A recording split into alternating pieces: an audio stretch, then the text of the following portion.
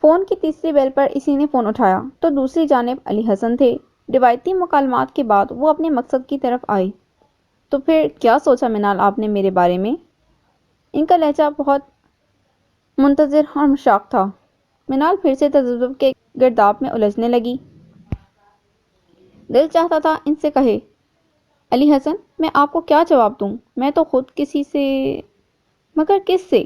اس کے اندر سے آواز ابھری، مشرف بھائی سے؟ خود ہی جواب ملا، مگر انہوں نے تو کبھی کوئی ایسی بات نہیں کی۔ تو پھر جو ایسی بات کر رہا ہے اس کے بارے میں سوچو۔ ہیلو ہیلو، علی حسن ادھر سے بول رہے تھے۔ وہ چونک پڑی۔ ہیلو، کیا بات ہے منال، آپ نے میری بات کا جواب نہیں دیا؟ ان کی گمبھیر آواز سماعتوں میں گونج رہی تھی۔ فی الحال میں نے ابھی اس بارے میں کچھ نہیں سوچا، وہ ٹھہر ٹھہر کر بولی۔ تو پھر میں کتنا انتظار کروں؟ ان کی بے چینی واضح تھی۔ علی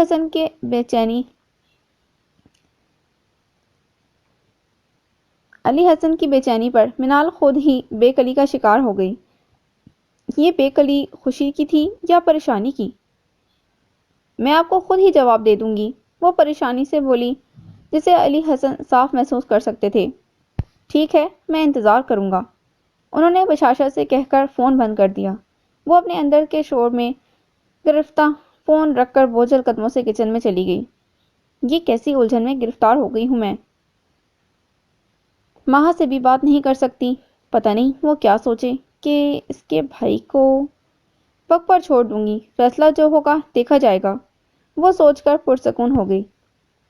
اس کا انکار سن کر علی حسن کو شدید دھچکا لگا تھا، مگر کیوں؟ وہ گھائل سے ہو گئے۔ جواب کا اختیار آپ نے مجھ پر چھوڑا تھا، پھر کیا یا کیوں کا کیا سوال؟ مگر پھر بھی وضاحت ضروری ہوتی ہے۔ یہی تو بات ہے علی حسن، مجھے وضاحتیں طلب کرنے والے لوگ اچھے نہیں لگتے، مجھے ایسے لوگ پسند ہیں جو دوسروں کو جلد سمجھ لیں۔ اس طرح تو آپ کو ماہا بہت سوٹ کرے گی۔ ان کے طنز پر وہ سنجیدہ سی ہو گئی۔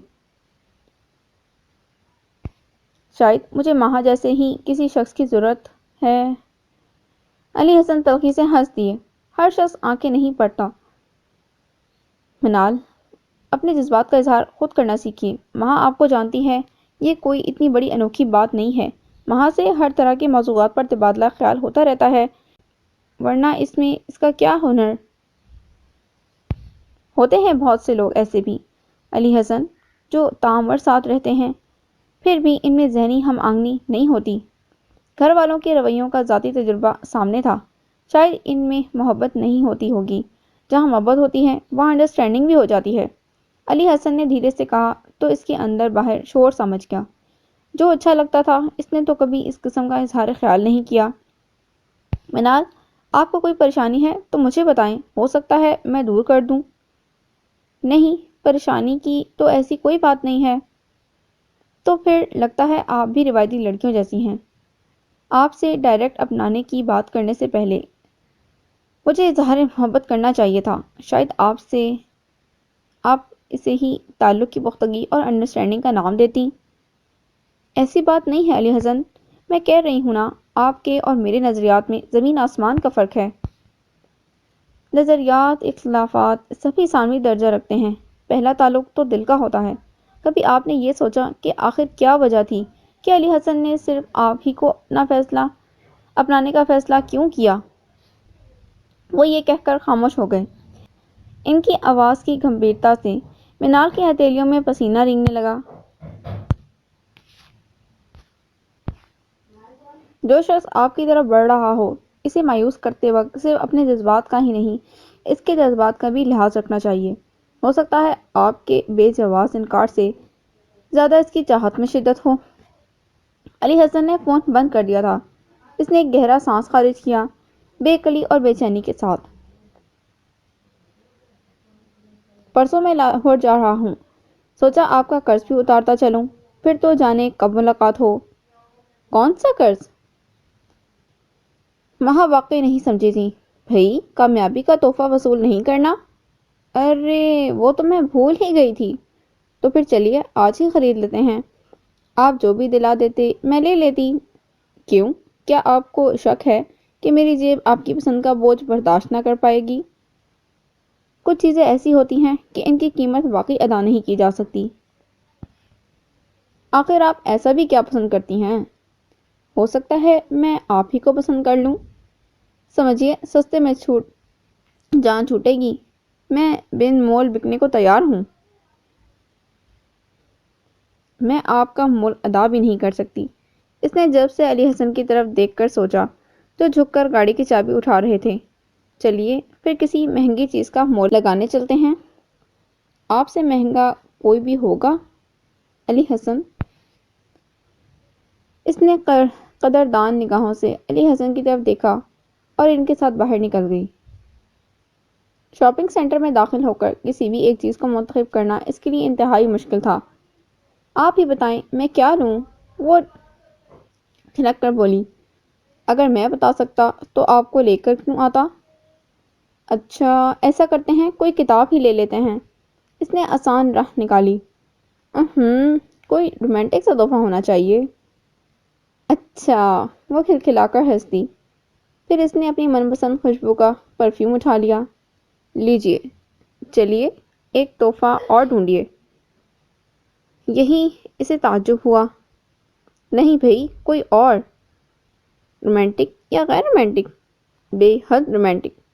اچھا، اس نے کھوجتی ہوئی نگاہ شوکیس پر ڈالی اور امپورٹڈ سفید نگینہ جیولری سیٹ پر انگشت شہادت ٹکا دی۔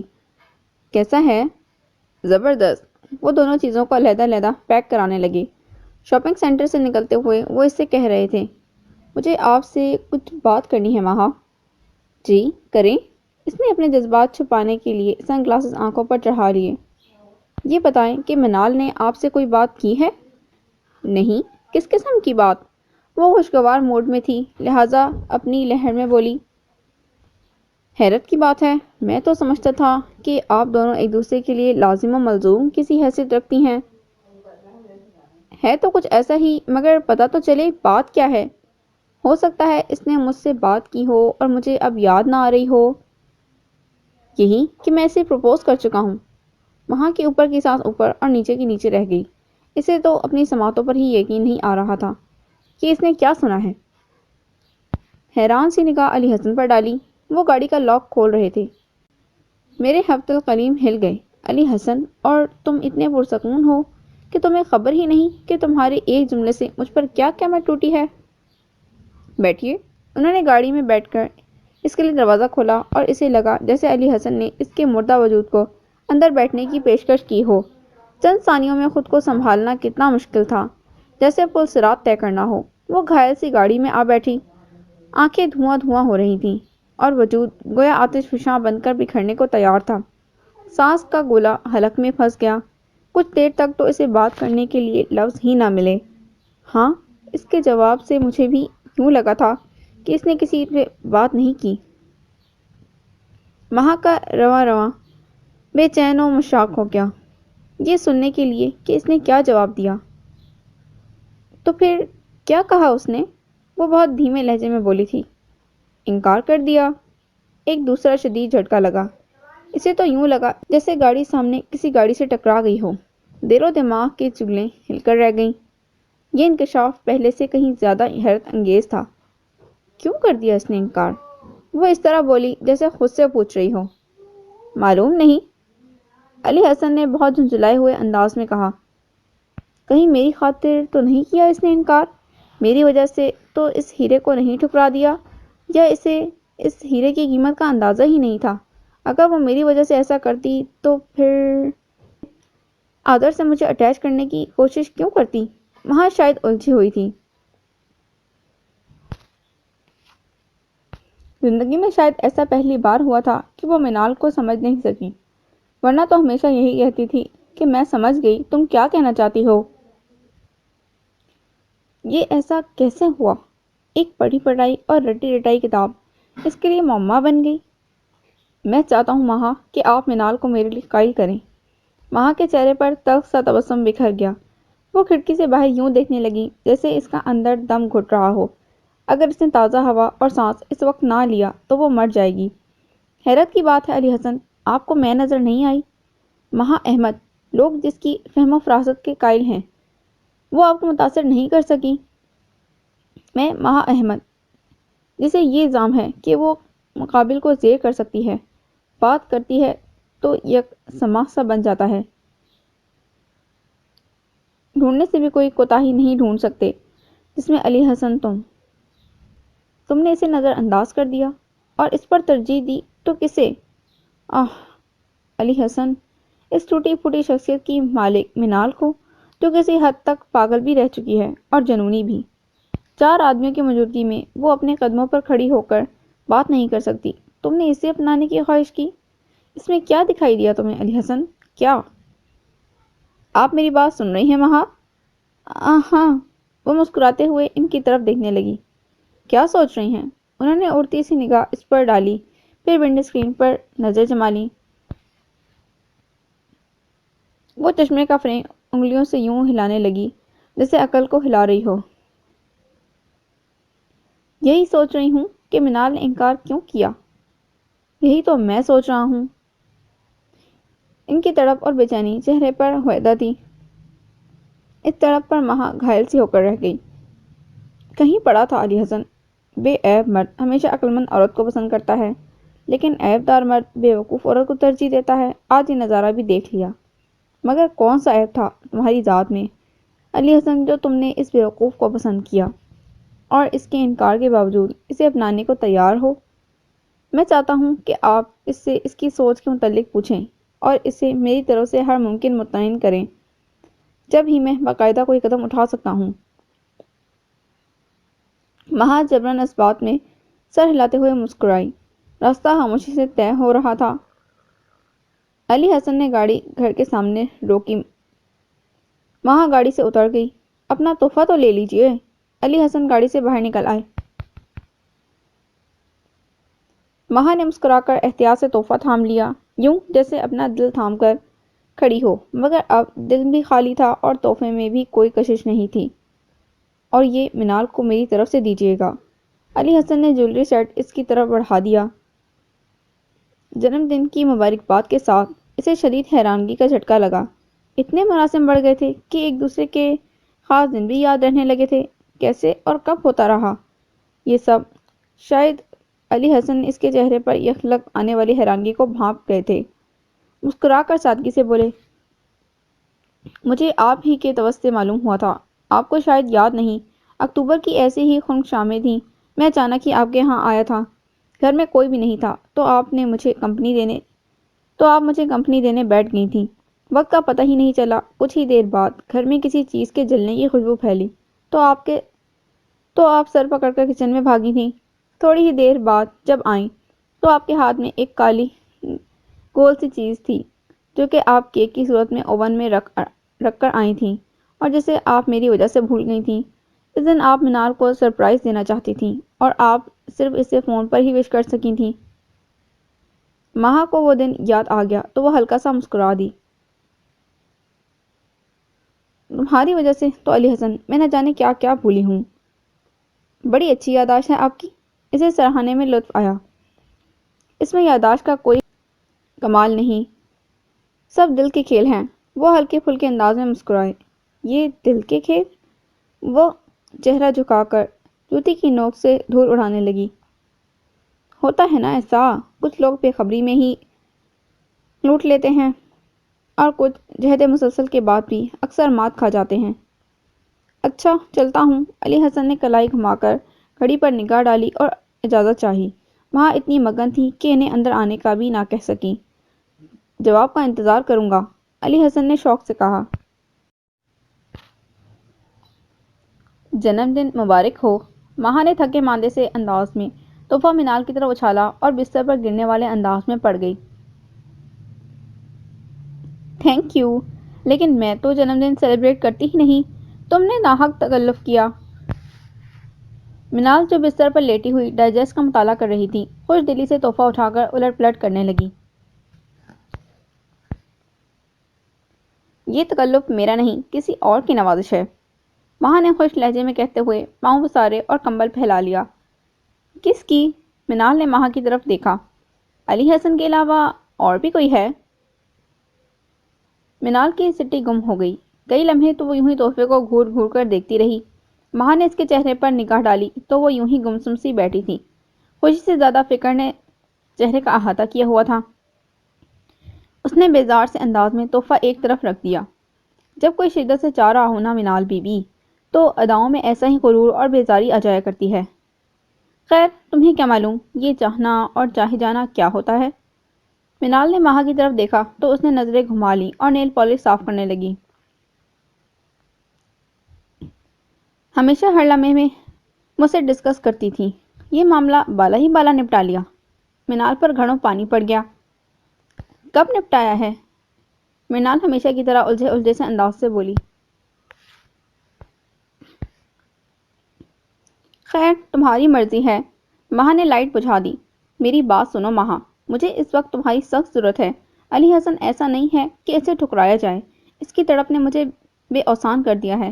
میں مشرف کو پسند کرنے لگی ہوں، لیکن یہ کیسی چاہت ہے کہ دوسرا فرد اسے ناآشنا ہے۔ پھر بھی میں اس کی طرف کھنچی جاتی ہوں۔ ہمیشہ کی طرح دوست مجھے تمہاری پناہوں کی ضرورت ہے۔ مجھے تمہاری عادت ہو گئی ہے ماہا، تمہاری عادی تمہارے بنا ایک قدم بھی نہیں اٹھا سکتی۔ کتنی بے چارگی ہے، کیسی بے بسی ہے۔ آنسوؤں کا گولا حلق میں پھنسنے لگا تھا۔ بہت دیر تک منال خود کو سمیٹتی رہی، پھر کوشش کر کے بولی، ماہا سو رہی ہو؟ ماہا نے مختصر اور بیزار سا جواب دیا۔ مجھے تم سے بات کرنی ہے۔ ماہا کا وجود زہر خون ہو گیا۔ کڑوی سی مسکراہٹ لبوں پر سج گئی۔ میری انگلی پکڑ کر چلتے چلتے مجھ سے آگے دوڑ پڑی، اور اب بھی میری ضرورت ہے۔ پلیز منال، میرا بات کرنے کا موڈ نہیں ہو رہا، میں سونا چاہتی ہوں۔ منال تڑپ کر اٹھی، لیکن ماہا کروٹ بدل کر کمبل سے چہرہ ڈھانپ چکی تھی۔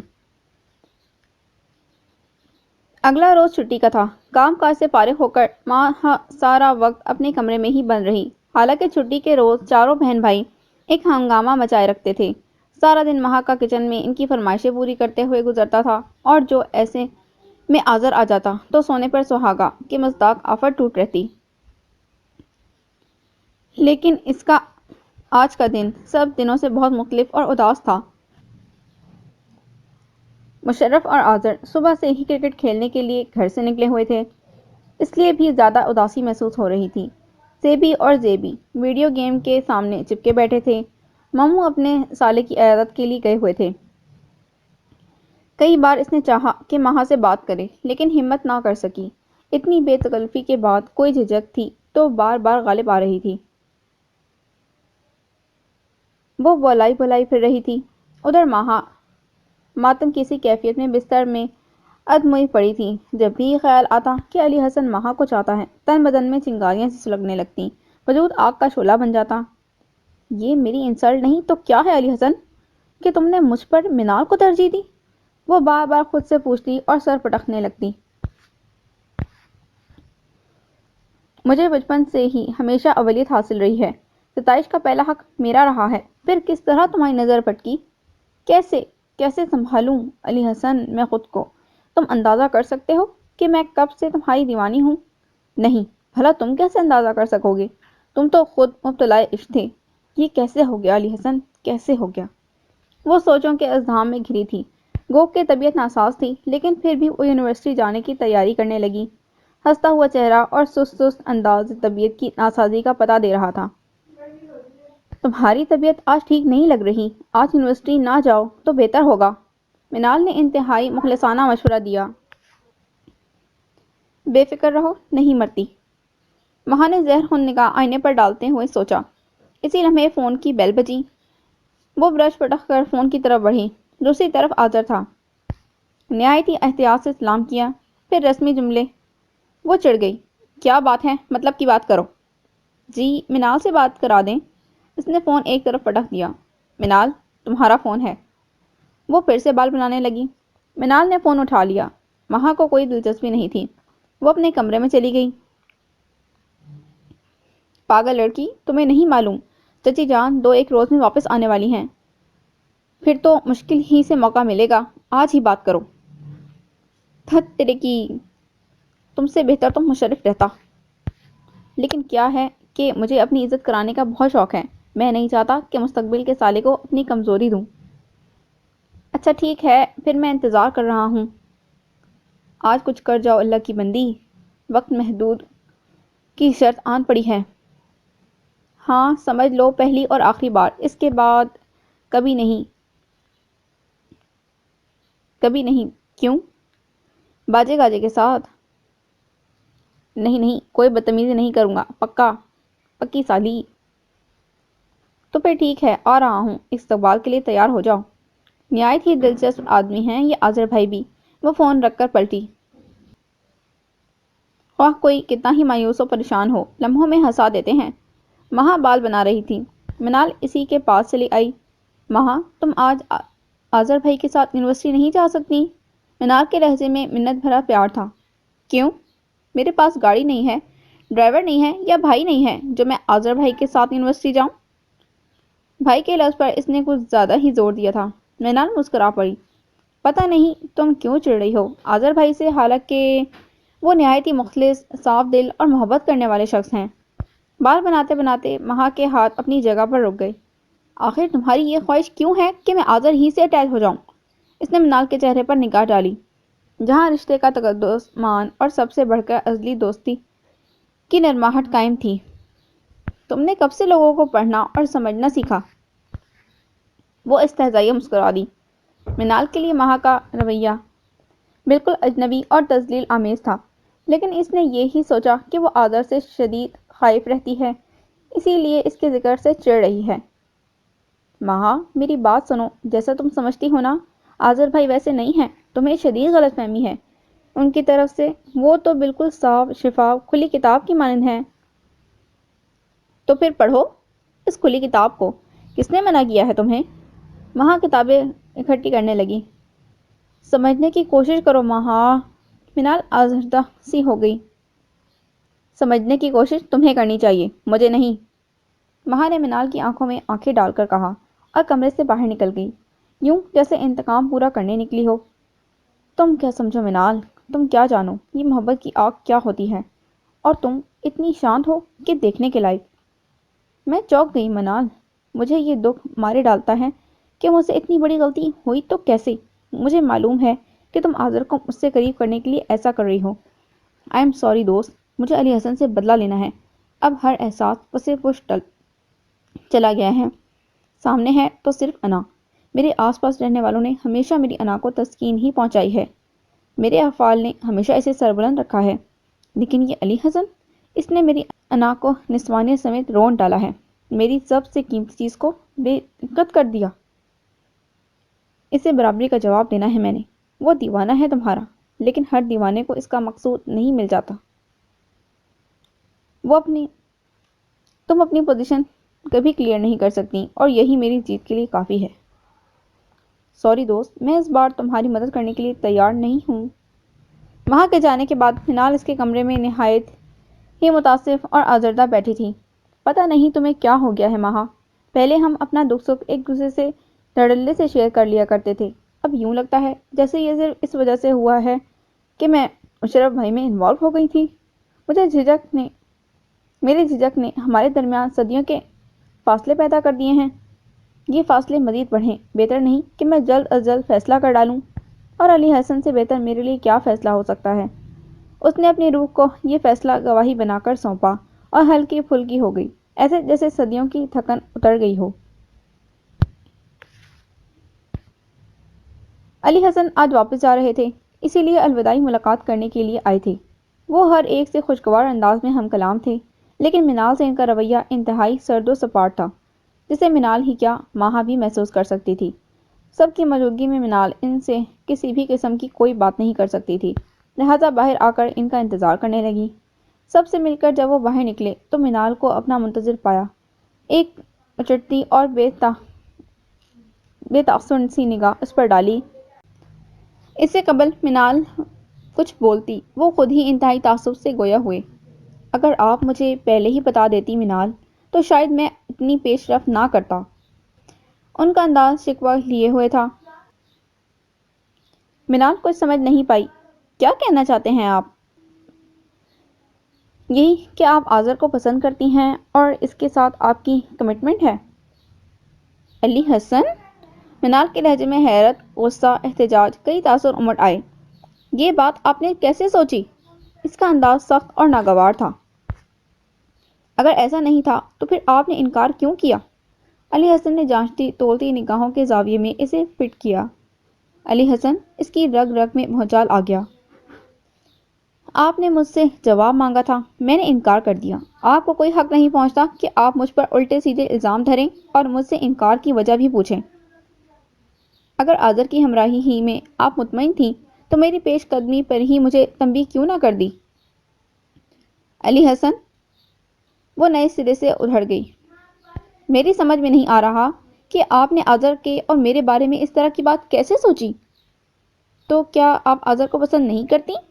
ظاہر ہے وہ میرا کزن ہے، بھائیوں جیسا ہے، اچھے دل کا مالک ہے، ناپسندیدگی کا کیا سوال ہے؟ میں بھی تو یہی کہنا چاہتا ہوں کہ وہ بہت اچھا ہے، تبھی تو آپ کے ساتھ گھنٹوں باتیں کرتا ہے۔ آپ کے ساتھ ہوٹلنگ کرنا، شاپنگ کرنا، ہمہ وقت اس کی تعریف، اس کی توصیف۔ آذر کو ہمہ وقت آپ کی ضرورت کیوں رہتی ہے؟ اسے خاص اہمیت دیتی ہیں آپ، تبھی تو پھر مانتے ہوئے کیوں جھجک رہی ہیں؟ علی حسن کے خیالات پر منال چکرا گئی، پھر خود کو سنبھالتے ہوئے تلخی سے مسکرا کر بولی، آپ کو واقعی غلط فہمی ہوئی ہے۔ جو کچھ آپ نے کہا سب کچھ درست ہے، لیکن یوں نہیں ہے جو آپ نے سمجھا۔ تو پھر کیا ہے؟ علی حسن جرح کرنے پر تل گئے۔ میں مہا کو بلاتی ہوں، آپ کی ساری کنفیوژن وہی دور کر سکتی ہے۔ منال کا امداد طلب رویہ علی حسن کو بری طرح جھلسا گیا۔ حیرت انگیز بات ہے منال، جس شخص نے آپ کی شخصیت کے بارے میں یہ انکشاف کیا ہے، اسی کے ذریعے آپ بات مجھ پر واضح کرنا چاہتی ہیں۔ انتہائی افسوس کی بات ہے منال، انسان کو اتنا بے خبر، لا تعلق اور مفلوج بھی نہیں ہونا چاہیے کہ وہ اپنے موقف کی حمایت وقت پر خود بھی نہ کر سکے۔ بقول آپ کے مہا ہی آپ کی سب سے زیادہ گہری دوست ہے، تو پھر اس کے توسط سے جو بات مجھ تک پہنچی ہے ناقابل یقین کیسے ہو سکتی ہے؟ پھر تردید یا تصدیق کا کیا سوال ہے؟ چلتا ہوں۔ علی حسن لمبے لمبے ڈگ بھرتے لمحوں میں گیٹ پار کر گئے، لیکن منال کو یوں لگ رہا تھا جیسے زمین کی گردش کے ساتھ ساتھ اس کا وجود بھی شامل حرکت ہو گیا ہے۔ بڑھ کر اگر وہ ستون نہ تھامتی تو یقیناً زمین پر ڈھیر ہو چکی ہوتی۔ آذر سر جھکائے صوفے پر بیٹھا تھا، اس طرح کہ کونیاں گھٹنوں پر ٹکی ہوئی تھیں اور مٹھیوں سے دونوں کنپٹیاں تھام رکھی تھیں۔ منال اس سے ذرا فاصلے پر مسحری پر ٹکی ہوئی تھی۔ رو رو کر اس کی آنکھیں متورم اور چہرہ انتہائی صدمے سے زرد اور مزمل ہو رہا تھا۔ بہت دیر تک وہ اسی کیفیت میں بیٹھا رہا، سوچنے سمجھنے کی تمام صلاحیتیں مفقود ہو کر رہ گئی تھیں، جیسے یہ واقعہ اس کے لیے ناقابل فہم، ناقابل یقین ہو۔ اگر صرف تمہیں مجھ سے نفرت ہوتی مہا احمد، تو تم اپنی جان چھڑانے کے لیے اس بات کی تشہیر سر عام کرتی۔ محض علی حسن کے سامنے کیوں کیا تم نے ایسا؟ اس لیے کہ تمہیں اس سے محبت تھی اور وہ تمہاری توقعات پر پورا نہیں اترا۔ ساری بات سن کر یہ نتیجہ سب سے پہلے اس کے دماغ میں آیا تھا۔ تو یہ تھی تمہاری پسند مہا احمد، جس کی وجہ سے تم مجھے نظر انداز کرتی رہی؟ گہرا طویل سانس کھینچ کر اس نے چہرہ اوپر کیا۔ شدت جذبات سے اس کی آنکھیں ہی کیا، چہرہ بھی سرخ ہو رہا تھا۔ اس نے نگاہیں دیوار پر ٹکا دی۔ بہت زعم تھا تمہیں تو اپنی ذات پر، مگر یہ کیا ایک ہی امتحان میں کھل کر سامنے آ گئی؟ یہ گھناؤنا روپ تمہارا اگر علی حسن نے تمہاری طرف پیش رفت نہیں کی تھی تو تم نے اپنی انا کو تسکین پہنچانے کے لیے اس مقدس رشتے کو ہی کیوں نشانہ بنایا؟ کوئی اور بھی جواز گھڑ سکتی تھی جس سے علی حسن بھی نامراد لوٹتا اور تمہاری شکست کا حساب بھی صاف ہو جاتا۔ آذر کے جسم میں خون کی جگہ آتش فشاں سا ابل رہا تھا۔ وہ بہت سرعت سے اپنی جگہ سے اٹھا، لیکن منال اس کے سامنے ڈٹ کر کھڑی ہو گئی۔ نہیں آذر بھائی، آپ کچھ نہیں کہیں گے اسے؟ مجھے ایک بار پوچھ لینے دو منال کہ اس نے آخر ایسا کیوں کیا؟ آذر کے سر پر جیسے خون سا سوار تھا۔ منال کے لبوں پر تلخ سا تبسم دوڑ گیا۔ آپ جان تو گئے ہیں آذر بھائی، پھر اس سے پوچھ کر آپ کو کیا لطف ملے گا؟ آذر نے جھنجھلا کر مکہ دیوار پر مارا اور بکھرا بکھرا سا واپس صوفے پر بیٹھ گیا۔ میں سوچ بھی نہیں سکتی تھی کہ مہا، میری سب سے پیاری دوست، میرے ساتھ ایسا کچھ کر جائے گی۔ منال انتہائی متعصب خود سے ہم کلام تھی۔ کوئی دوستی نہیں تھی، آذر غضبناک انداز میں بولا، بن مانگے مشوروں سے نواز کر ہر شخص کو اپنی ذات کا عادی بنا لینا اس کا محبوب ترین مشغلہ ہے، اور اس مشغلے کا سب سے زیادہ شکار تم ہوئی ہو۔ مجھے افسوس اس بات کا نہیں ہے آذر بھائی کہ ماہا نے میرے ساتھ ایسا کچھ کیوں کیا۔ دکھ تو یہ ہے کہ اس نے مجھے کسی قابل سمجھا ہی نہیں۔ مجھے تو بتاتی، میں ہر ممکن اس کے لیے اس کے مطلوب کو اس کے قریب کرنے کی کوشش کرتی، لیکن بجائے اس کے اس نے مجھ سے بول چال بند کر دی اور میں طرح طرح کے معموں میں الجھتی اور بکھرتی رہی۔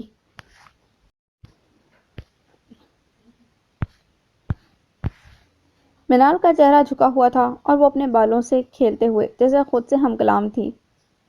اور وہ علی حسن، حیرت ہوئی ہے تو مجھے ان پر، انہوں نے اس بات کا یقین کر لیا، کسی بھی پہلو سے کوئی بات نہیں سوچی۔ ظاہر ہے وہ ایک باہنر باکمال لڑکی ہے، اس کی بات سند کا درجہ رکھتی ہے، لمحوں میں سب کو مطمئن کر دیتی ہے، جبکہ اس کے مقابلے میں تمہاری حیثیت ہی کیا ہے، محض ایک مفروغ قیدی جیسی جو جیل سے بھاگ کر کچھ بھی نہ کرے،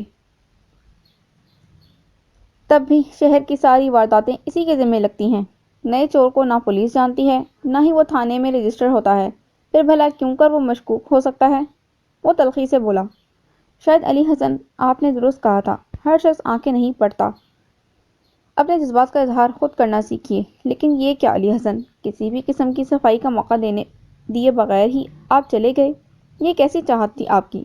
جس شدت سے میری طرف آپ بڑھ رہے تھے وہ تمام شدتیں یک لخت ہی کیسے سمٹ گئیں؟ منال کے چہرے پر ایک سایہ سا آ کر گزر گیا۔ آذر نے منال کی طرف دیکھا جو معموم سوچوں میں اولتا نہ صرف معصوم بلکہ کسی قدر قابل رحم بھی لگ رہا تھا۔ وہ اپنے غم و غصے کو پسے پشت ڈال کر اس کے قریب چلا آیا اور پھر بہت ہی مشفق اور اپنائیت بھرے لہجے میں بولا، آنکھوں پر پٹی باندھ کر منظر کو چھپانا آسان ہے منال، لیکن عقل پر پٹی باندھ کر حقیقت کو چھپانے کی کوشش کرنا نہ صرف مشکل ہے بلکہ احمقانہ حرکت بھی ہے۔ صرف ایک شخص کی زبان سے سب ہی فریب میں مبتلا نہیں ہو سکتے۔ جو شخص ایسا سمجھتا ہے وہ بذات خود فریب میں مبتلا ہے۔ انسان عقل مند تو ہو سکتا ہے لیکن عقل کل نہیں بن سکتا، کیونکہ کل صرف وہی ذات ہے، وہی انسان کو انسان پر آشکار کرتی ہے۔ سنبھل کر چلنے والوں سے بھی وہی لغزشیں کراتا ہے اور ڈوبتے کو بھی وہی سارا عطا کرتا ہے۔ تم فکر نہیں کرنا، میں جو ہوں۔ آذر کے انداز پر منال کا دل بھر آیا۔ میں خود علی حسن پر یہ بات کلیئر کروں گا، کہو گی تو اس گھننے کو کان سے پکڑ کر یہاں لے آؤں گا تاکہ وہ اپنے کہے گئے لفظوں پر نہ صرف تمہارے سامنے پشیمان ہو بلکہ تم سے معافی بھی مانگے۔ نہیں آذر بھائی، منال آنسو صاف کرتے ہوئے ایسے مسکرائی جیسے اپنے آپ پر ہی ہنس رہی ہو۔ آخر کب تک میں دوسروں کے آسرے اور سہارے طلب کرتی رہوں گی؟ جو شخص اپنے موقف کی ترجمانی خود ہی نہ کر سکے، بھلا وہ بھی کوئی انسان ہے؟ رب جلیل نے عقل اور نقد کا باہمی تعلق عطا کر کے یوں ہی تو انسان کو اشرف المخلوقات نہیں بنایا۔ میں آج شام تک یا کل صبح تک یہاں سے چلی جاؤں گی، میرا ایک چھوٹا سا کام ہے، وہ کر دیجیے گا۔ آذر نے استفہامیہ نگاہ اس پر ڈالی، کچھ دینا ہے وہ علی حسن تک پہنچا دیجیے گا۔ آذر سادگی سے مسکرا دیا، چلتی ہوں، اور ہاں، وہ جاتے جاتے پلٹی، آپ سے ایک گزارش ہے، وہاں سے اس موضوع پر قطعی بات نہیں کیجیے گا۔ اس کے باقی احسانوں کی طرح میں اس کی اب بھی احسان مند ہوں کہ اس نے مجھے اپنی ذات سے باہر نکال پھینک کر نہ صرف مجھے واقعی اپنے ہونے کا احساس دلایا بلکہ زندہ و جاوید حقائق کا سامنا کرنا بھی سکھلا دیا ہے جن سے میں اب تک نظریں ہی چراتی آ رہی تھی۔ یاد رکھنا، اس کی یہ پہلی غلطی آخری غلطی سمجھ کر معاف کر رہا ہوں، صرف تمہارے کہنے پر، ورنہ کیا؟ منال نے چونک کر آذر کی طرف دیکھا، آئندہ اس نے ایسی غلطی کی تو اسے سزا کے بعد معافی بھی نہیں ملے گی۔ آذر کے چہرے پر گہری سنجیدگی اور سختی تھی۔ علی حسن صاحب، آداب! میں یہ خط آذر بھائی کے توسط سے آپ تک پہنچا رہی ہوں۔ کیونکہ میرے پاس آپ کا ایڈریس نہیں ہے، اس لیے اس کے ساتھ ہی وہ تحفہ بھی ہے جو آپ نے مجھ تک ماہا کے ذریعے پہنچایا تھا۔ جب آپ ہر قسم کا رشتہ اور اعتبار کا تعلق ہی ختم کر آئے تو پھر اس تحفے کو اپنے پاس رکھنے کا میرے پاس کوئی جواز نہیں ہے۔ میں کسی بھی قسم کی وضاحت کرنا ضروری نہیں سمجھتی کیونکہ میں آپ کو انکار کر چکی ہوں۔ لیکن علی حسن صاحب، سنی سنائی بات پر آپ جس طرح یقین کر کے چپ چاپ پلٹ گئے وہ میرے لیے انتہائی تذلیل آمیز رویہ تھا۔ حیرت ہوئی آپ کے اس رویے پر۔ کیا آپ کے دل نے اس بات کی گواہی دے دی تھی؟ بھروسہ اور اعتماد بھی کوئی چیز ہوا کرتا ہے۔ آپ شاید وضاحتیں طلب کرنے کے اسی لیے عادی ہیں کہ آپ اس قسم کے احساسات سے ناواقف ہیں۔ یاد ہے آپ کو علی حسن، آپ نے کہا تھا جو شخص آپ کی طرف بڑھ رہا ہو اسے مایوس کرتے وقت صرف اپنے جذبات کا ہی نہیں اس کے جذبات کا بھی لحاظ رکھنا چاہیے۔ ہو سکتا ہے آپ کے بے تکے جواز سے کہیں زیادہ اس کی چاہت میں شدت ہو۔ کہاں گئیں علی حسن آپ کی وہ شدتیں؟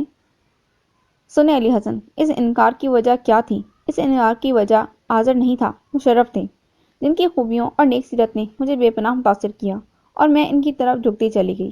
میرے بارے میں آپ سب ہی کچھ جانتے ہیں تو پھر یہ بھی جانتے ہوں گے کہ میں کس ماحول کی پروردہ لڑکی ہوں۔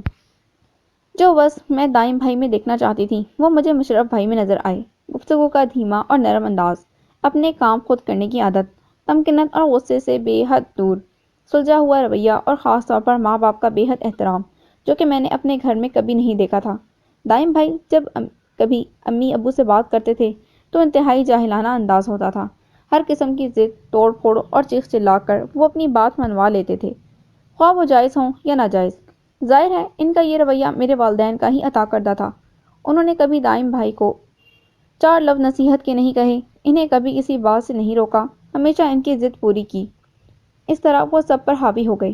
میں نے ہمیشہ دائم بھائی کو اپنے گھر کے ماحول اور والدین پر حاوی ہی پایا تھا۔ ایسے میں مشرف بھائی کی مجھے یہ ساری باتیں بہت اچھی لگیں، جسے میں نے سمجھا کہ مجھے مشرف بھائی سے محبت ہو گئی ہے۔ لیکن در پردہ وہ محبت نہیں تھی، میرا احساس محرومی تھا۔ جن صفات کو میں دائم بھائی میں دیکھنا چاہتی تھی وہ مجھے مشرف بھائی میں نظر آئیں اور میں قدرتی طور پر ان کی طرف جھکتی چلی گئی اور ان سے بے بنیاد توقعات وابستہ کر لیں۔ پر شاید میرے لاشعور میں یہ بات تھی کہ مہا کا بھائی بھی مہا جیسا ہوگا۔ ایسے میں پھر آپ میری طرف بڑھے تو میرے لیے فیصلہ انتہائی مشکل ہو گیا۔ میں چونکہ ہر بات مہا سے کرتی تھی لیکن اب مقابل مہا کا بھائی تھا، مجھ پر جھجک غالب آ گئی۔ آپ مسلسل میری طرف پیش رفت کرتے رہے اور میں آپ سے بھاگتی رہی۔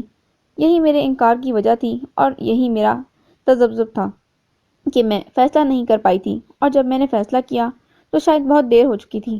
مہا نے میرے بارے میں اتنا غلط کیسے سوچا؟ وہ وجہ بالکل سادہ سی ہے۔ آذر بھائی چونکہ مہا کو پسند کرتے تھے اور مہا کو پرپوز کرنا چاہتے تھے، لیکن مہا اس رشتے کے لیے آمادہ نہیں تھی۔ آذر بھائی یہ چاہتے تھے کہ میں اسے آمادہ کروں۔ اس طرح میں ان کا تعلق گہرا کرانے کے لیے درمیان میں آ گئی اور دیکھنے والوں نے یہی سمجھا کہ میں آذر بھائی کے قریب ہو رہی ہوں، حالانکہ میں انہیں کسی سے قریب کرنا چاہتی تھی اور یہی وجہ غلط فہمی بنی۔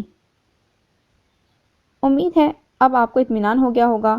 میں نے آج تک اپنی ذاتیات ماں سوائے مہا کے اور کسی سے ڈسکس نہیں کی۔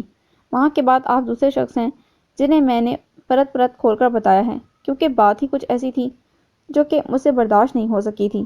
میرے خیال سے اب کسی وضاحت کی ضرورت باقی نہیں رہتی۔ اجازت چاہتی ہوں، منال۔ علی حسن کی نگاہیں خط کی تحریر پر سفر کر رہی تھیں، ساتھ ساتھ لبوں کی مسکراہٹ اور آنکھوں کی چمک بھی گہری ہوتی جا رہی تھی۔ ابھی ابھی یہ خط انہیں آذر دے کر گیا تھا۔ وہ کچھ دیر ان کے پاس بیٹھا بھی تھا لیکن اس نے اس موضوع پر علی حسن سے کوئی بات نہیں کی تھی۔ علی حسن کو یوں لگا جیسے وہ اس قصے سے قطعی لاتعلق اور بے خبر ہو، لیکن اس کے رویے میں واضح احتیاط اور سنجیدگی نمایاں تھی جو اس کی شخصیت کا خاصہ ہرگز نہیں تھا۔ آذر لاہور جانے سے قبل اپنی خواہش کا اظہار گھر والوں پر کر گیا تھا، اس اطمینان اور سکون کے ساتھ کہ اسے جواب مثبت ملے گا، کیونکہ وجہ انکار اور نظر اندازی کا سبب صرف علی حسن تھے جو کہ اب درمیان میں نہیں رہے تھے۔ آذر کا پروپوزل مہا کے لیے جب آیا تو منال یہاں سے جا چکی تھی۔ مہا کو اس پروپوزل سے نہ تو دلچسپی تھی اور نہ ہی خوشی۔ اس کا آئیڈیل علی حسن تھے، گو کہ علی حسن اسے نہیں ملے تھے، لیکن وہ انہیں بھولی بھی نہیں تھی اور شاید ابھی بھی علی حسن جیسے ہی بندے کی منتظر تھی۔ تبھی اس نے اس رشتے سے صاف انکار کر دیا۔ چونکہ رشتہ گھر کا تھا، ڈھونڈنے سے بھی کوئی برائی نہیں مل سکتی تھی، اس لیے صبیحہ اور ایثار احمد نے حتمی فیصلہ کرنے سے پہلے بیٹی کو مزید سوچنے کا موقع دیا۔ لیکن مہا کو اس موضوع پر نظر ثانی کرنے کی بھی ضرورت نہیں تھی۔ اس کی بیزاری اور انکار سب پر ہی واضح تھا، حتیٰ کہ آذر کے گھر والوں پر بھی، کہ وہ اس رشتے سے خوش نہیں ہے۔ آذر گھر آیا تو اسے توقع کے برخلاف حالات نظر آئے۔ وہ دم بخود سا رہ گیا۔ آخر انکار کی کیا وجہ ہو سکتی ہے؟ لیکن وجہ کوئی نہیں جانتا تھا۔ اسے بے حد غصہ آیا۔ زرش نے بتایا کہ مہا آپی یہ کہتی ہیں کہ انہیں ابھی بہت پڑھنا ہے، اس لیے انہیں ڈسٹرب نہ کیا جائے۔ تو پڑھتی رہے وہ، کس نے روکا ہے اسے؟ میں نے کہی تھی ان سے یہ بات، لیکن وہ کہتی ہیں یہ منگنی ونگنی کے جھنجھٹ فضول ہوتے ہیں، اور وہ یکسوئی سے پڑھنا چاہتی ہے۔ اس لیے وہ اس طرح کے حالات افورڈ نہیں کر سکتی۔ جو نہ جانتا ہوں نا تمہیں مہا بی بی، ان سے کھیلنا تم یہ چالیں۔ آذر عالم تیش سے کمرے سے باہر نکل گیا۔ اسے معلوم تھا کہ اس وقت وہ گھر میں اکیلی ہے، کیونکہ چچی جان روزانہ اپنے بھائی کی عیادت کو چلی جاتی تھیں۔ مشرف اور چچا ظاہر ہے اس وقت فیکٹری میں ہوتے تھے۔ سیبی اور زیبی اسکول گئے ہوئے تھے۔ تبھی وہ موقع کی مناسبت سے آیا تھا۔ وہ لان کو پانی دینے میں اس قدر محو تھی کہ اسے معلوم ہی نہ ہو سکا کہ کب آذر اس کے قریب آ کھڑا ہوا۔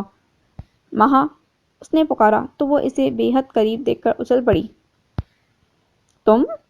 وہ کوئی سوال کرتی اس سے قبل اس نے حکمیہ اور دھیمے لہجے میں کہا، میرے ساتھ اندر چلو۔ اس کے چہرے پر سختی تھی اور لہجہ انتہائی کھردرا تھا۔ کیوں؟ وہ سمجھ نہیں پائی۔ حیرت اور جھنجھلاہٹ سے بولی۔ آذر کے پاس اتنا فضول وقت نہیں تھا کہ اسے کیا کیوں کے جواب یہی دیتا، کیونکہ یہ لان تینوں گھروں سے وسطی احاطے میں بنا ہوا تھا، اس لیے یہاں کی آوازیں اور منظر مکینوں سے مخفی نہیں رہ سکتے تھے۔ وہ اسے بازو سے پکڑ کر تقریباً تیز تیز چلتا ہوا اندر لے گیا۔ آذر، یہ کون سا طریقہ ہے مذاق کرنے کا؟ وہ اس کی جرأت اور گرفت دونوں پر ہی بلبلا اٹھی۔ اندر کمرے میں جا کر آذر نے اس کا بازو چھوڑ دیا۔ کیا بدتمیزی ہے یہ؟ وہ سخت خوشمگین نگاہوں سے اسے گھور رہی تھی۔ رشتے سے انکار کیوں کر رہی ہو تم؟ وہ اس کے تنفر سے بے پرواہ حکمیہ لہجے میں پوچھ رہا تھا۔ مہا کے تن بدن میں آگ لگ گئی۔ جب میں تمہیں انکار کر چکی تھی تو تم نے مجھے پرپوز ہی کیوں کیا؟ وہ اس سے کہیں زیادہ غصے میں تھی۔ بازو سہلاتے ہوئے بولی، پہلے انکار کی وجہ علی حسن تھا، لیکن اب کیا وجہ ہے؟ اس نے بلا تمہید زہر اگلا۔ اس اچانک انکشاف پر تحیر سے مہا کی آنکھیں پھیل گئیں۔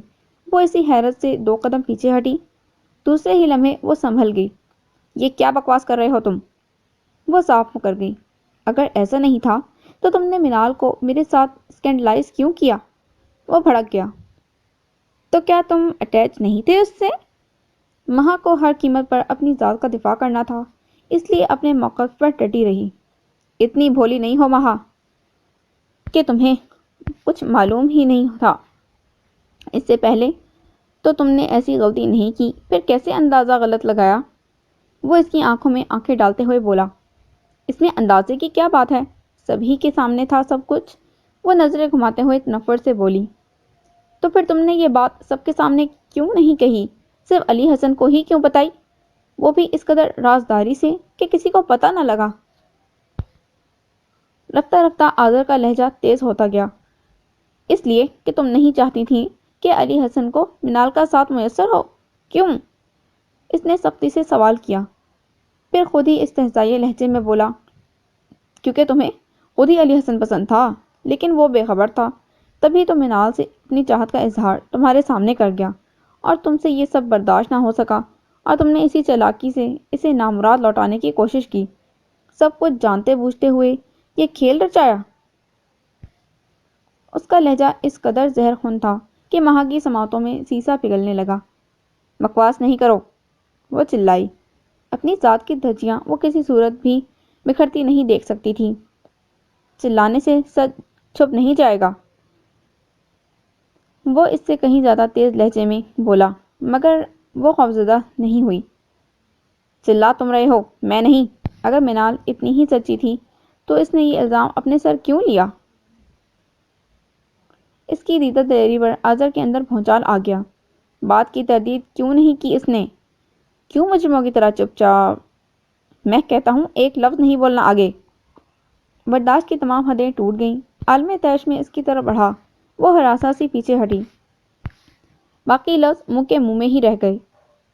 آذر کا وہ ہاتھ جو جنونی کیفیت میں اس پر اٹھا ہی چاہتا تھا فضا میں ہی رہ گیا۔ دوسرے ہی لمحے اس نے مٹھی بھینچ کر مکہ دیوار پر دے مارا جہاں دیوار گیر آئینہ لگا ہوا تھا۔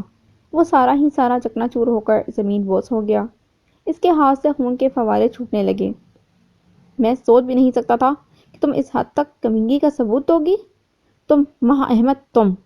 وہ پلٹ کر اس کی طرف آیا جیسے اس کا خون کر دے گا اور پھر اسی تیزی سے انتہائی پچھتاوے کی سی کیفیت میں واپس پلٹ گیا، یوں جیسے سمجھ میں نہ آیا ہو کہ اپنا ابال کس چیز پر نکالے۔ نہ تمہیں ندامت ہے اور نہ ہی پشیمانی، اور اب تک تم اپنے جھوٹ پر ڈٹی ہوئی ہو۔ کیسی ہو تم؟ تم ظالم ہو، تم خود غرض ہو۔ تم نے ہمیشہ اپنے آپ کو اہمیت دی ہے، تمہارے سینے میں دل نہیں ہے، پتھر ہے۔ تم جھوٹی ہو، دغا باز ہو، مغرور ہو۔ صرف تمہیں اپنے آپ سے محبت ہے، اپنے آپ کو ہمیشہ سربلند رکھنا چاہتی ہو۔ تم میرے احساسات کا مذاق اڑاتی رہیں، پھر میں نے تم سے کیوں دل لگائے رکھا؟ کیوں تمہاری تمنا کرتا رہا؟ کیوں؟ نفرت ہو رہی ہے مجھے اپنے آپ سے، نفرت ہے مجھے تم سے، نفرت ہے۔ وہ یکلخت ہی پلٹا، شدت جذبات سے اس کا چہرہ، آنکھیں، حتیٰ کہ کانوں کی لوئیں بھی سرخی سے دہک رہی تھیں، یوں جیسے وہ آگ کے سامنے کھڑا ہو اور اس کی حدت سے اس کا پورا ہی وجود شعلہ بن رہا ہو۔ اس شعلے سے نگاہیں ملانا مہا کے اختیار میں نہیں تھا۔ اس نے نگاہیں جھکا لیں، پھر اسے لگا جیسے اس آگ نے آنکھوں کے راستے سفر طے کیا ہے اور اس کے تن بدن میں تندور سے دہکنے لگے۔ اب وہ خود ندامت کی آگ میں جل رہی تھی۔ وہ آہستہ آہستہ چلتا ہوا اس کے قریب آیا۔ اس کے انداز میں صدیوں کی تھکن تھی۔ اس سر جنگ میں آخر منال کا قصور ہی کیا تھا؟ مہا کا سر جھک گیا، ٹانگیں بری طرح کانپ رہی تھیں۔ دوسرے ہی لمحے وہ کمرے سے باہر نکل گیا۔ مہا نے اپنے کانپتے وجود کو صوفے کے سپرد کر دیا اور اپنے ہاتھوں کے پیالے میں چہرہ چھپا کر پھوٹ پھوٹ کر رونے لگی۔ منال اپنے گھر آ چکی تھی، جہاں سب کچھ ویسا ہی تھا جیسے وہ چھوڑ کر گئی تھی۔ ہاں، البتہ کچھ تبدیلی آئی تھی، تو وہ یہ کہ وردہ بھابھی میکے سے ناراضگی بھلا کر واپس آ گئی تھیں، اور دوسرے یہ کہ دائم بھائی اکثر گھر میں نظر آنے لگے تھے۔ وہ اس لیے کہ ان کے ہاں دوسرے بچے کی ولادت باسعادت کی تیاریاں جاری تھیں، اور وہ بیوی کی سیوا میں اس طرح لگے ہوئے تھے جیسے پہلی اور آخری بار ایسا کچھ ہو رہا ہو۔ اس لیے گھر میں خاصی رونق اور چہل پہل رہنے لگی۔ منال کو حیرت بھی ہوتی تھی اور ہنسی بھی آتی تھی کہ وہی دائم بھائی ہیں جو اپنا کام خود بھی نہیں کرتے تھے اور آج زرخری غلاموں کی طرح بیوی کی خوشامدوں میں لگے ہوئے ہیں۔ اس نے ان باتوں پر اب جلنا کوڑنا چھوڑ دیا تھا۔ ڈور بیل مسلسل بج رہی تھی۔ وہ بہت دیر تک برتنوں سے نپٹتی رہی۔ بالآخر جب کسی کو بھی سنائی نہ دیا تو وہ خود ہی دروازہ کھولنے کے لیے باہر جانے لگی، لیکن پھر یہ دیکھ کر الٹے قدموں واپس آ گئی کہ دائم بھائی مہمانوں کو ڈرائنگ روم میں بٹھا چکے تھے۔ دوسرے ہی لمحے امی نے آ کر ضیافت کے پرتکلف اہتمام کا کہہ دیا۔ وہ چائے بنانے لگی۔ دائم کو شاید امی ہی نے کہا تھا، تبھی وہ بیکری سے کئی لوازمات اٹھا لائے۔ یہ خاص مہمان نوازی اس کے لیے کچھ معمہ سا بن گئی کہ نہ جانے کون آیا ہے۔ دائم ظاہر ہے بھائی تھے، پھر لیے دیے سے انداز میں رہتے تھے، ان سے کیسے پوچھتی؟ وہ سامان دے کر چلے گئے۔ مہمانوں کی ضیافت اور امی کی بھاگ دوڑ سے اسے کچھ اندازہ ہو رہا تھا کہ مہمان کس قسم کے ہو سکتے ہیں۔ تبھی پوچھتے ہوئے کچھ عجیب سا لگا اور پھر سے اپنے کام میں مصروف ہو گئی۔ پھر کچھ دیر کے بعد ڈور بیل پھر بجی۔ ظاہر ہے گھر میں جو خواتین تھیں وہ مہمانوں میں مصروف تھیں، باقی باہر اس کے علاوہ کوئی نہیں تھا، لہٰذا اسے ہی جانا پڑا۔ دروازہ کھلا تو سامنے علی حسن کو دیکھ کر چونک گئی۔ آپ یہاں کیسے؟ اس کی حیرت بجا تھی۔ آپ نے خط پہ گوند ہی ایسا لگایا تھا کہ میں بذریعہ ڈاک ہی جوابی خط بن کر پہنچ گیا۔ وہ حشاش پشاش انداز میں بولے۔ کیا مطلب؟ وہ اب تک حیران تھی۔ سبھی سوال یہی کریں گی، اندر آنے کا نہیں کہیں گی؟ انہوں نے قدم آگے بڑھائے تو منال گھبرا گئی۔ گھر میں تو کوئی مرد نہیں ہے اور ڈرائنگ روم میں پہلے ہی مہمان خواتین بیٹھی ہیں، آپ کہاں آ رہے ہیں؟ اس کا گھبرایا ہوا انداز اس قدر بے ساختہ تھا کہ علی حسن بھی بے ساختہ مسکرا دیے۔ غالباً وہ جو خواتین اندر بیٹھی ہیں میری امی اور بہن ہیں۔ جی؟ وہ گرتے گرتے بچی۔ گھبرائیے نہیں، وہ صرف میرا رشتہ لے کر آئی ہیں، اگر آپ کو منظور ہوا تو۔ وہ اس کی کیفیت سے حظ اٹھا رہے تھے۔ منال فوراً ہی اپنے حواسوں میں آ گئی۔ اعتبار آ گیا میرا، وہ کچھ توقف کے بعد شکوہ کے انداز میں بولی۔ اعتبار تھا تبھی تو جاتے ہوئے آپ سے پوچھا تھا، اگر اعتبار نہ ہوتا تو سنی سنائی بات پہ یقین کر کے بغیر ملے ہی نہ چلا جاتا، کبھی نہ آنے کے لیے۔ اگر میں تردید نہ کرتی تو آپ کے اعتبار نے کون سا مان دے دینا تھا؟ میں بھی تو یہی چاہتا تھا کہ آپ خود تردید کریں، اور میں شوق سے آپ کی تردید سننے کو تیار تھا، لیکن آپ نے جس لمحے ماہا کو پکارا تو میں مایوس ہو گیا، اور بس یہی سوچ کر نہ آنے کا فیصلہ کر لیا کہ جب تک آپ خود اپنی بات کی وضاحت نہیں کریں گی، بات آگے نہیں بڑھے گی۔ بہرحال اچھی لگی آپ کی وضاحت اور تردید، اور خاص طور پر یہ آپ کی وہ احتیاط جس سے آپ نے اپنی دوست کو صاف بچا لیا۔ منال نے حیرانی سے علی حسن کو دیکھا تو وہ سادگی سے مسکرا رہے تھے۔ تو گویا آپ کو معلوم تھا؟ معلوم نہیں تھا، لیکن معمولی سا شک ہوا تھا، وہ بھی صرف اسی خیال سے کہ اتنی محتاط اور باصلاحیت لڑکی اتنا غلط اندازہ کیسے لگا رہی ہے، اور وہ بھی جو سب سے زیادہ آپ کو جانتی ہے۔ تبھی میں نے آپ کو وضاحت کرنے کا موقع دیا تھا اور آپ پاس ہو گئی۔ وہ مسکرا دیے۔ منال نے حیرت سے ان کی شکل دیکھی۔ میں جانتا تھا منال کہ اس بات کی آپ میں شدید کمزوری ہے، لیکن کیا ہے کہ زندگی ایک کمرہ امتحان کی طرح ہوتی ہے، اور اس کے نشیب و فراز سبھی سوال نامے ہیں اور وقت کڑا نگران۔ جو لوگ دوسروں پر انحصار کرتے ہیں ہمیشہ وقت سے مات کھاتے ہیں، اور میں آپ کو ہمیشہ مات کھاتا نہیں دیکھ سکتا تھا، اسی لیے آپ کو اس بھنور سے نکال لایا جہاں آپ کو لمحہ لمحہ مسیحا کی ضرورت رہتی تھی۔ وہ بے حد مطمئن اور سرشار تھے۔ نہ جانے کون کون شامل ہے مجھے اس بھنور سے نکالنے میں۔ منال نے نگاہیں جھکا لیں۔ اب اندر آ جاؤں؟ منال شرمندہ ہو کر سامنے سے ہٹ گئی۔ وہ اندر آ گئی۔ ایک بات بتائیں، کیا آپ نے خط کسی کو پہلی بار لکھا تھا؟ ان کی آنکھوں کی شوخی اس کا احاطہ کیے ہوئے تھی۔ کیوں؟ کیا لکھائی اچھی نہیں تھی؟ اس نے نگاہیں اٹھا کر دیکھا اور پھر جیسے نروس ہو کر نگاہیں جھکانے پر مجبور ہو گئی۔ لکھائی تو بہت اچھی ہے آپ کی، لیکن انداز تحریر نہایت ہی خشک تھا۔ وہ شریر ہوئے۔ ان کی شوخی پر منال ہراساں ہو گئی۔ ایسے لگتے تو نہیں تھے۔ میں اندر بتاتی ہوں کہ آپ آئے ہیں۔ مناسب تھا کہ یہاں سے بھاگ لے۔ وہ بھاگنے لگی تو انہوں نے بڑھ کر ہاتھ تھام لیا۔ آپ خوش ہیں منال؟ وہ اسے جب سے دیکھ رہے تھے۔ وہ بری طرح گھبرا گئی۔ کچھ تو کہتی جائیے۔ وہ آگے بڑھ کر آئے۔ منال کو سمجھ میں نہیں آیا کہ کیا کہے۔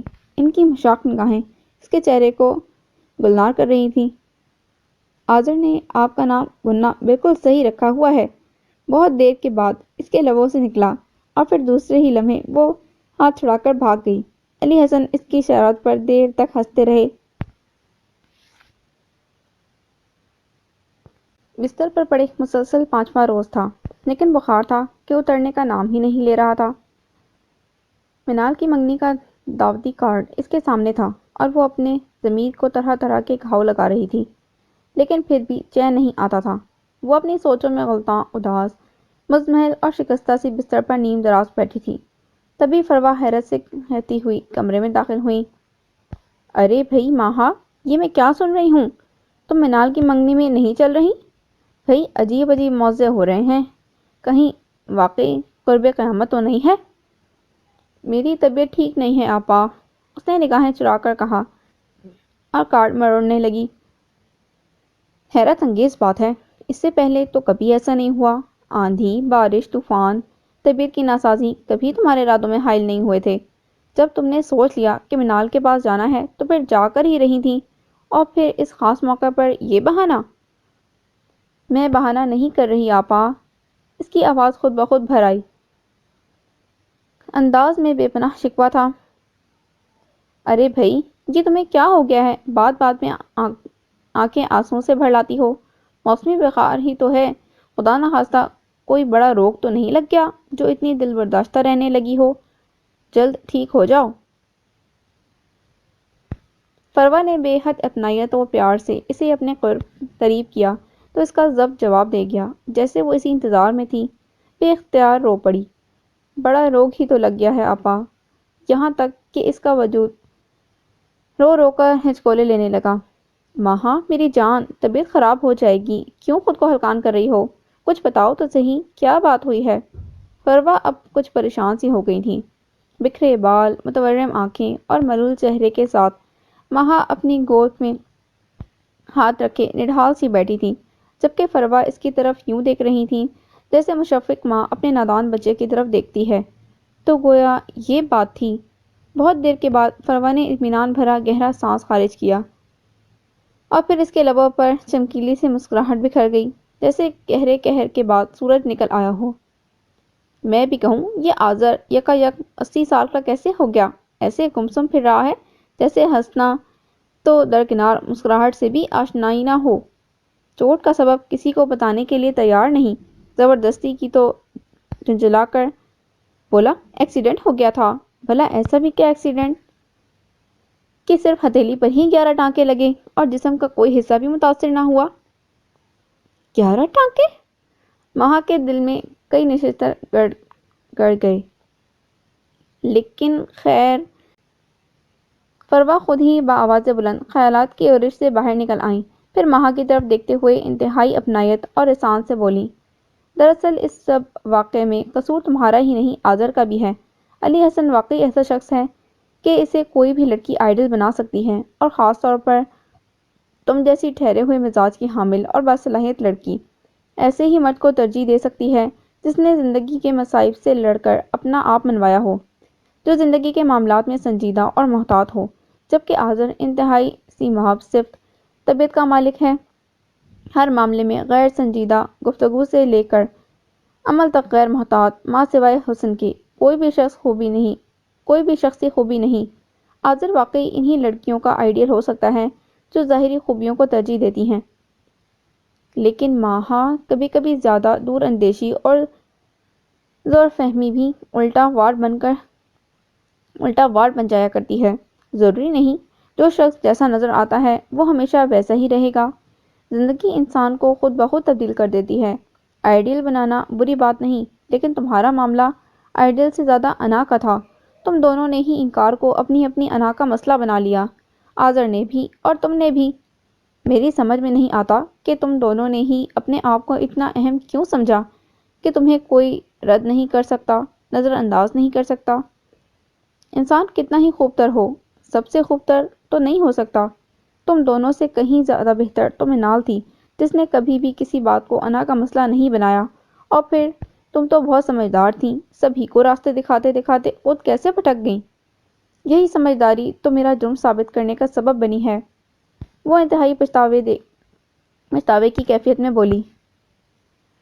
تو فروا مسکرا دی، اس کا ہاتھ تھام کر بولی، نادانیاں بھی انسانوں سے ہی ہوتی ہیں اور اس کا ازالہ بھی انسان ہی کرتے ہیں۔ پھر فروا کا انداز شرارتی ہو گیا۔ یہ اور بات ہے کہ سمجھدار انسانوں سے نادانی کی توقع کم ہوتی ہے، اس لیے وہ جلد گرفت میں آ جاتے ہیں۔ ماہا کا چہرہ پشیمانی سے جھک گیا۔ فروا کو سنجیدہ ہونا پڑا۔ دیکھو ماہا، میں یہ تو نہیں کہتی کہ آذر بہت اچھا ہے یا آذر بہت برا ہے، لیکن یہ کہوں گی کہ آئیڈیل محض سراب ہوتے ہیں، یا پھر عکس۔ ہو سکتا ہے علی حسن تمہاری ہی شخصیت کا کوئی عکس ہو، لیکن خواب دیکھنے اور اس کے پیچھے بھاگنے سے بہتر ہوتا ہے اسے دیکھو جو تمہارے پیچھے بھاگ رہا ہے۔ ماہا نے چونک کر فروا کی طرف دیکھا۔ فروا اپنی بات کہہ کر خاموش ہو گئیں، کیوں جیسے اسے سوچنے کا موقع دے رہی ہوں۔ تھوڑی دیر تک دونوں طرف خاموشی چھائی رہی، پھر فروا اٹھ کھڑی ہوئی۔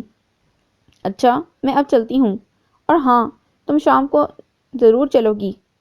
مگر فروا آپا، اس نے چونک کر فروا کی شکل دیکھی۔ فروا مسکرا دیں۔ ظرف والے ہمیشہ جھکنے میں پہل کرتے ہیں، جبکہ کم ظرف جھکانے کے منتظر رہتے ہیں، اور یہ میں جانتی ہوں کہ تم کم ظرف نہیں ہو۔ فروا اسی خوش دلی سے کمرے سے باہر نکل گئیں، جبکہ وہ نڈھال سی ہو کر بستر پر لیٹ گئیں۔ آنسو پھر رواں ہو گئے تھے۔ سبھی لوگ آ چکے تھے، ماں سوائے علی حسن کے۔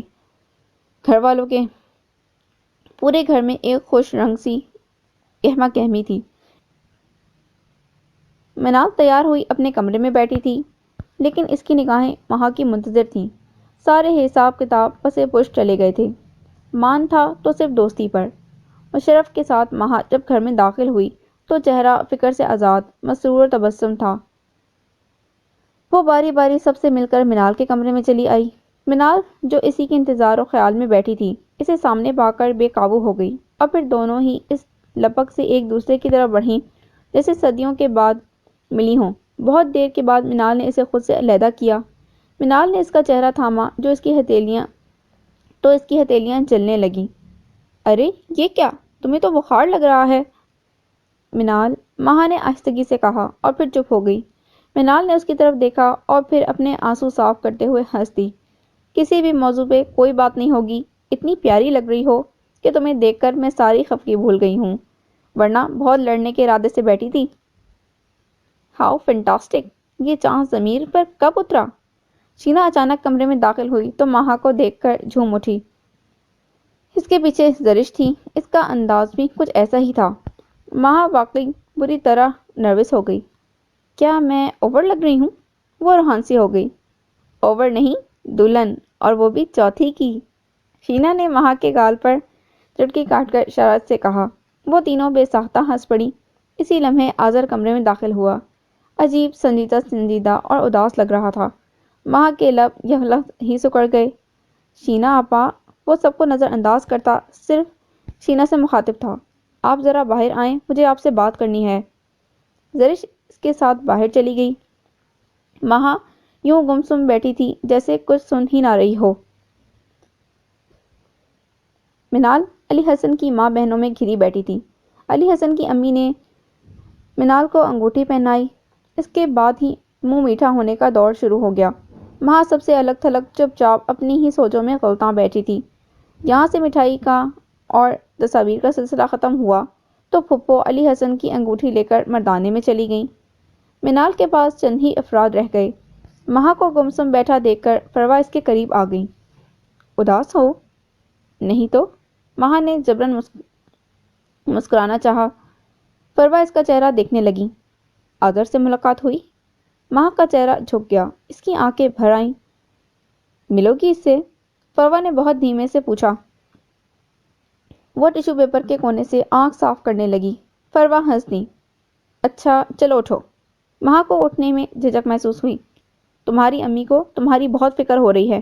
ابھی بھی مشرف سے کہہ رہی تھی کہ بہن کو گھر لے جاؤ، پھر ڈاکٹر کے پاس لے جانا، لیکن چچی جان کو یہ معلوم نہیں کہ ڈاکٹر یہیں موجود ہے۔ فروا شرارت سے مسکرائیں، پھر اسے اپنے ہمراہ کمرے میں لے آئیں۔ فروا آپا، مہا نے جاتے ہوئی فروا کو پکارا۔ فروا نے پلٹ کر دیکھا۔ وہ کچھ خوفزدہ نظر آئی۔ آنکھیں پھر پانیوں سے بھر رہی تھیں۔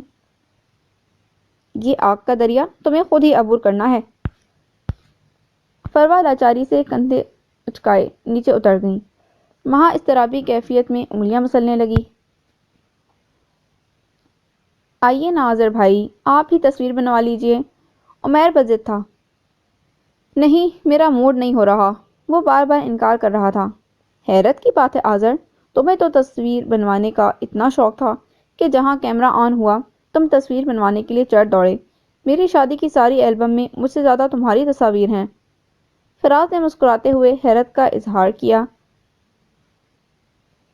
اور میری شادی میں بھی میری بیوی سے زیادہ موصوف میرے پاس بیٹھے ہیں۔ وقاص نے چھپے دکھ کا اظہار کر ڈالا۔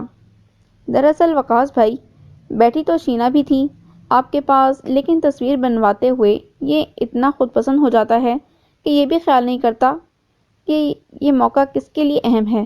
ہمیشہ اپنے آپ کو ترجیح دیتا ہے۔ آپ کی شادی میں ساری تصاویر اس نے شینا کے آگے بیٹھ کر بنوائیں، وہ بھی اس طرح کہ کیمرے کی آنکھوں میں آنکھیں ڈال کر۔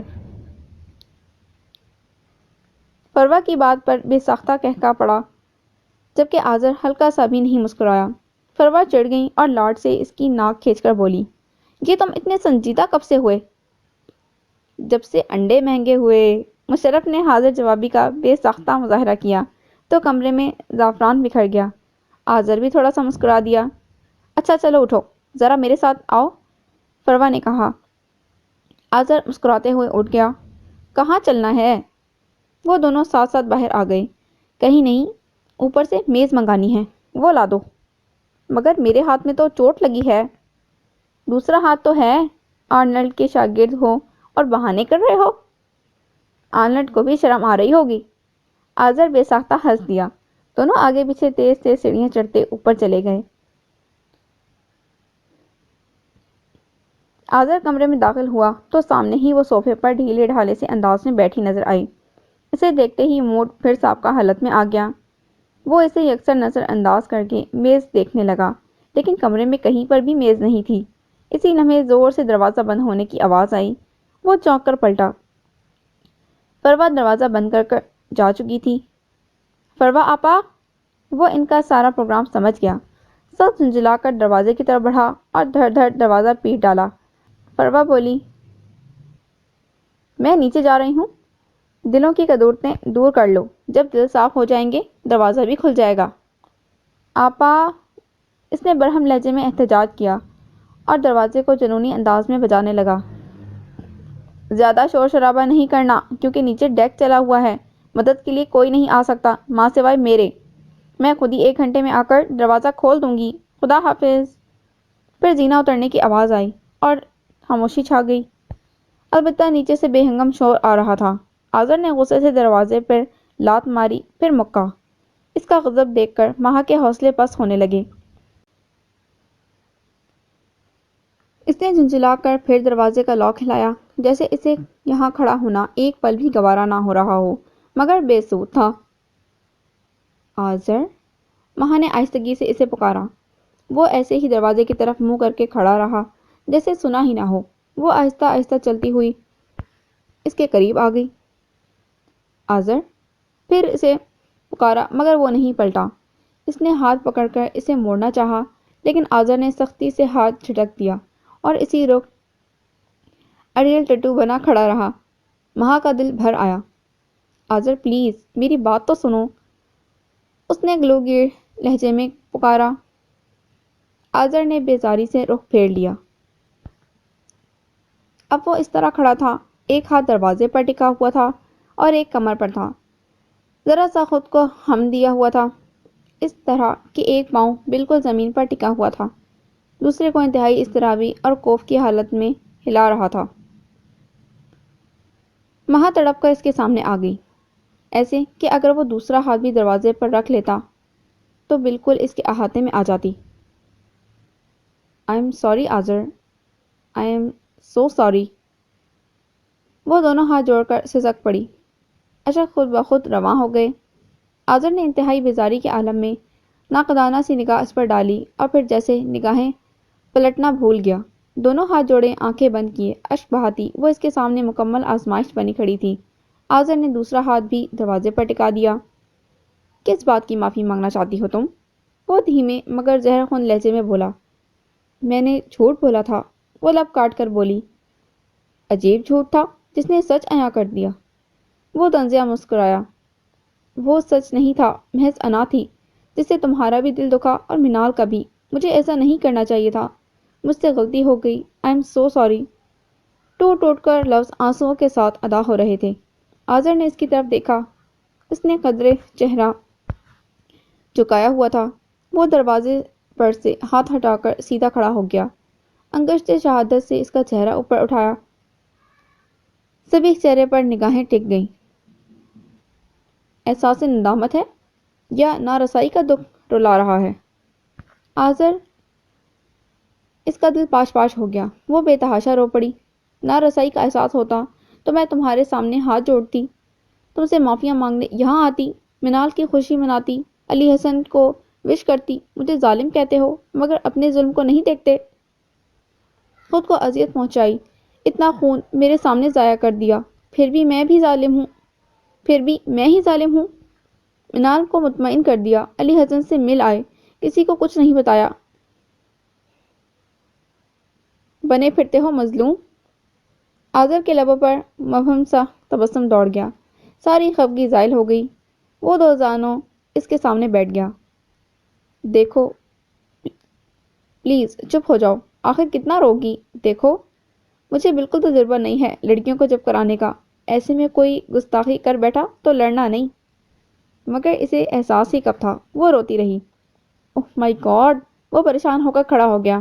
کوئی باجا یا کوئی کھلونا بھی نہیں ہے جس سے میں تمہیں چپ کرواؤں۔ روتے روتے مہا کو ہنسی آ گئی۔ آذر نے ہاتھ پکڑ کر اسے زمین پر سے اٹھا لیا۔ تمہیں تو لگتا ہے بخار ہے؟ وہ اس کی جلتی کلائی تھام کر حیران رہ گیا۔ مگر تمہیں اس سے کیا؟ ظالم تو میں ہوں۔ وہ دوسرے ہاتھ کی پشت سے آنسو صاف کرتے ہوئے منہ پھیر کر بولی۔ آذر ہنس پڑا، اسے اپنے قریب کر لیا۔ ظالم تو واقعی تم ہو۔ اگر مجھے پہلے ہی پتا ہوتا کہ میرے خون سے تمہارا دل موم ہو جائے گا تو صبح شام تمہارے گھر کے دروازے پر آ کر ٹکر مارتا، کوئی تو چوٹ دل پر وار کرتی۔ مہا نے خفگی سے اس کی طرف دیکھا۔ وہ مسکرا رہا تھا۔ یہ بات نہیں ہے۔ اس نے نظریں پھیر لیں۔ تو پھر کیا بات ہے؟ وہ بضد ہوا۔ پتہ نہیں۔ پتہ کرو۔ وہ شوق ہو رہا تھا۔ ساری عمر دوسروں کے دل کی ترجمانی کی، آج اپنی باری آئی تو لفظ ہی ساتھ نہیں دے رہے۔ حال دل بیان کرنے سے قاصر تھی۔ جان چھڑانے کے لیے فروا کے ہی کہے ہوئے الفاظ دہرا دیے۔ جو ہمیں چاہتا ہے وہی سچی خوشیاں دے سکتا ہے، وہ دھیرے سے بولی۔ آذر کے تن بدن میں چراغاں سا ہو گیا، سرشاری کی لہر پورے جسم میں دوڑ گئی۔ اس اقرار محبت پر وہ جھوم اٹھا۔ یہ بات اتنی دیر سے سمجھ میں آئی تمہیں؟ ذرا میری طرف دیکھ کر ایک بار پھر یہی کہو۔ اس کے لہجے کی گمبھیرتا پہ مہا کا دل زور زور سے دھڑکنے لگا۔ وہ نگاہیں اٹھانے کی جرات نہ کر سکی۔ وہ ہنس پڑا۔ بڑی افلاطون بنتی ہو، اب کیا ہوا؟ مہا نے فوراً ہی خفگی سے اس کی طرف دیکھا۔ اس کی چاہت پوری ہو گئی۔ کیسا لگ رہا ہوں میں؟ اس کے بیتوں کے سوال پر مہا ہمیشہ کی طرح حیران تھی۔ سامنے ہی وہ اپنی تمام تر جو لانیوں سمیت اس پر حاوی ہو رہا تھا۔ اس سوال کا مقصد؟ اس نے نگاہیں جھکا لیں۔ دراصل آج تم اتنی اچھی لگ رہی ہو، تمہیں دیکھ کر میں احساس کمتری میں مبتلا ہونے لگا ہوں۔ مہا مسکرا پڑی اور ڈنڈی مار کر بولی۔ ہمیشہ ہی ہر مقابلے میں تم مجھ سے پیچھے رہے ہو، پھر اب کس بات کا مقابلہ؟ اچھا، وہ مسکرایا۔ اس امتحان میں تم مجھ سے مقابلہ نہیں کر سکتی، شرط لگا کر کہتا ہوں، پاسنگ مارکس بھی حاصل کر نہیں پاؤ گی۔ مہا واقعی سمجھ نہ سکی کہ وہ کس ارادے میں ہے۔ آذر نے اس کا ہاتھ پکڑا اور اس کی کلائی میں بندھے گجرے کی خوشبو کو کھینچتے ہوئے ہونٹوں تک لے آیا۔ مہا نے بدک کر ہاتھ کھینچ لیا۔ وہ لطف لے کر یوں مسکرا رہا تھا جیسے جواب مانگ رہا ہو۔ وہ گھبرا کر دروازے کی طرف بڑھی اور بے اختیار دروازہ پیٹ ڈالا۔ دروازہ باہر سے بند ہے، نیچے ڈیک فل آواز میں چل رہا ہے، مدد کے لیے کوئی نہیں آئے گا۔ اسے ڈرانے میں مزہ آ رہا تھا۔ وہ دروازے سے لگ کر کھڑی ہو گئی جیسے بے حد خوفزدہ ہو گئی ہو۔ وہ اس کے قریب آ گیا۔ کیوں یقین نہیں ہے میرا؟ اس نے فوراً ہی نفی میں گردن ہلا دی۔ کیوں؟ اسے افسوس ہوا۔ جو بدماش بزرگوں کے درمیان آنکھ مار سکتا ہے وہ سبھی کچھ کر سکتا ہے۔ وہ ہنستا چلا گیا، پھر اس کی لٹ کھینچ کر بولا، بدماش ضرور ہوں مگر بے ایمان نہیں ہوں۔ بے ایمانی کرتا تو اسی روز کرتا جب تمہیں فلم دکھانے لے گیا تھا۔ مہا نے حیرانی سے اس کی طرف دیکھا۔ تو گویا اس روز بھی تمہارے دل میں بے ایمانی تھی؟ بے ایمانی تو دل پہ نہ جانے کب سے ہے، یہ اور بات ہے کہ کبھی کی نہیں۔ آذر نے مدہوشی کسی کیفیت میں اس کی کلائی سے گجرا توڑ لیا۔ مہا نے سراسیمگی سے اس کی طرف دیکھا۔ یہ کیا بدتمیزی ہے؟ بدتمیزی نہیں ہے، اصول ہے۔ لڑکیاں جب اپنے ساجن سے ملنے جاتی ہیں تو کچھ نہ کچھ بھول کر آتی ہیں، پائل، بالی یا کاجل، تمہارا گجرا ہی صحیح۔ اسی اسنا میں سیڑھیاں چڑھنے کی آواز آئی تو وہ روحان سی ہو گئی۔ آذر پلیز میرا گجرا دو۔ کبھی دے کر بھی چیز واپس مانگی جاتی ہے؟ وہ گجرے سے کھیل رہا تھا۔ کب دیا میں نے تمہیں یہ؟ تم نے خود ہی تو چھینا ہے مجھ سے۔ وہ لڑنے مرنے پر تل گئی۔ تو پھر تم بھی چھین کر وصول کر لو۔ وہ لطف لے رہا تھا۔ دھوکے باز تو تم پرانے ہو نا، فطرت سے کب باز آ سکتے ہو؟ اس نے دوسرا گجرا کھول کر آذر کے منہ پر دے مارا۔ لو اسے بھی رکھ لو، اپنے سہرے کے پھول بنا لینا۔ اسی دوران دروازہ کھل گیا۔ وہ دھم دھم کرتی کمرے سے باہر نکل گئی۔ فروا چکرا کر رہ گئی۔ چھوڑ کر گئی تھی تو تم ناراض تھے، آئی ہوں تو وہ ناراض ہو کر جا رہی ہے۔ اور تم خوش ہو؟ آخر یہ کیا ماجرا ہے؟ مجھے تو خوش ہونا ہی ہے آپا، سہرے کے پھول جو دے گئی ہے مجھے، اس کا مطلب ہے جلدی تیاری کروں۔ آذر کا کہکا اور جملے نیچے اترتی مہا کا تعاقب کر رہے تھے۔ وہ خود ہی جلد بازی میں کہی گئی بات پر پشیمان ہو گئی اور شرما کر جلدی جلدی سیڑھیاں اترنے لگی۔ The end. امید کرتی ہوں آپ کو یہ ناول پسند آیا ہوگا۔ اگر آپ لوگ کو یہ ناول پسند آیا ہو تو میرے چینل کو سبسکرائب کریں، اس ویڈیو کو لائک کریں اور زیادہ سے زیادہ شیئر کریں اور کمنٹ میں اپنی کسی رائے کا اظہار ضرور کریں۔ ملتے ہیں ایک نئے ناول کے ساتھ۔ اللہ حافظ۔